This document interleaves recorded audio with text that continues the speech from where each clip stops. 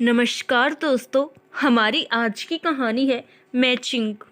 मोहन शीशे के आगे खड़े होकर खुद को देखने की कोशिश कर ही रहा था कि उसके साले विनोद ने कहा, अरे जीजा जी, आप अब तक तैयार नहीं हुए?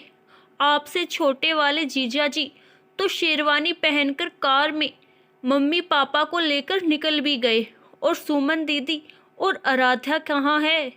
मोहन, हाँ विनोद, तुम चलो, मैं देखता हूँ। विनोद तो चला गया, मगर मोहन का चेहरा गुस्से में तमतमा गया। सच ही कहा था विनोद ने, छोटे वाले जीजा जी यानी उससे छोटे वाले दामाद उससे कहीं ज्यादा अमीर थे। शादी फंक्शन में ऐसे बन ठन कर आते थे जैसे शादी उन्हीं की हो, मगर वही मोहन एक सामान्य परिवार में सामान्य नौकरी। कहा था उसने, तुम दोनों चली जाओ विनोद की शादी में, और तैयारी भी करवा दी थी पत्नी सुमन और बेटी आराध्या की। नई साड़ी, आराध्या का सूट सलवार और श्रृंगार ब्यूटी पार्लर के लिए अलग से पैसे भी दिए थे। बजट इतना नहीं था कि सभी के नए कपड़े बनते, सो खुद वही पुराने वाला पहन लूँगा सोचा था उसने। विनोद ने वही पुराना कोट पैंट देखा तो टोकते कहा था, आप अब तक तैयार नहीं हुए? ये सुमन बीना कहाँ है? मायके आई नहीं कि बस जरूर लगी होगी बहनों के साथ मेकअप वगैरह में। इसी उधेड़ बुन में मोहन तेजी से नीचे को सीढ़ियों से उतरा कि बाजू से कोट फट गया। अब तो गुस्सा और भी बढ़ गया। तभी पत्नी सुमन सामने से आती दिखाई दी।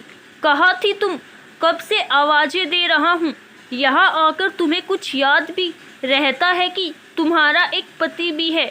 हाँ, लगी होगी सजने संवरने में बहनों के साथ।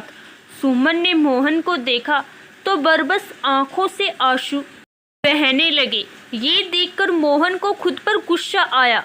सुमन, सुमन, आई एम सॉरी, देखो ना मेरा हाल, तुम आसपास नहीं होती तो मेरा ये देखो फटा कोट दिखाते मोहन बोला। आंसुओं को समेटते सुमन बोली, ये लीजिए, ये पहनिए। मोहन ने देखा तो सुमन के हाथों में नया कोट पैंट था। ये तो वही है ना जो उस दिन हमने बाजार में तुमने ये, मतलब तुम्हारे पास इतने पैसे आप ही के हैं, आप ही ने दिए थे वो मेरे और आराधा के ब्यूटी पार्लर को।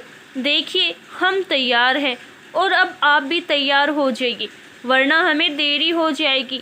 मोहन, मगर वो तुम्हारा श्रृंगार, तुम्हारी मैचिंग, आप ही तो हैं मेरी मैचिंग, और आपके चेहरे की ये प्यारी सी मुस्कान मेरा श्रृंगार, कहकर मोहन के सीने से लग गई।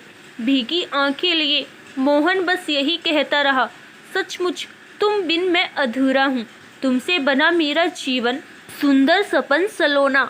तुम मुझसे जुदा ना होना, कभी मुझसे खफा ना होना। आशा करती हूँ दोस्तों, आपको हमारी आज की कहानी जरूर पसंद आई होगी। धन्यवाद।